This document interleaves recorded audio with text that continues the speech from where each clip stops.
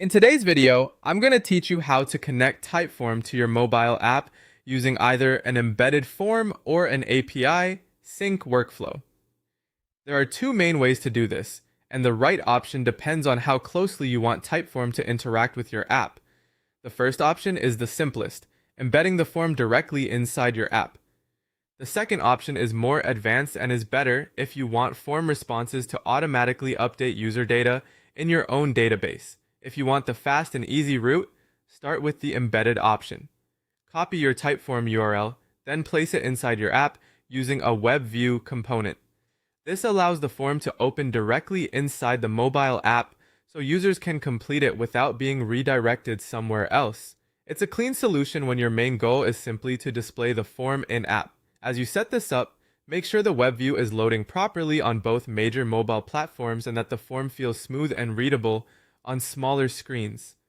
If you need deeper integration, use the API sync option instead. Go to the Typeform developer portal and open the Personal Access Token section to generate an API key. This key allows your systems to securely communicate with Typeform. Be sure to store it safely in your backend or secure environment and never expose it directly inside the mobile app. Next, connect the Typeform API or webhooks to your backend database such as Firebase or Supabase using an automation tool like Make or Zapier. This step is what turns form submissions into usable app data. Instead of only collecting responses in Typeform, you'll be passing that information into your own system automatically. Webhooks are especially useful if you want updates to happen in real time as soon as a user submits the form. After that, map the response fields so they correctly update your native mobile app's user profile data. This is an important step because each answer from the form needs to match the right field in your database.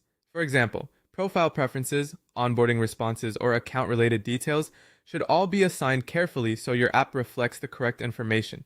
Once everything is connected, deploy and test it within your mobile app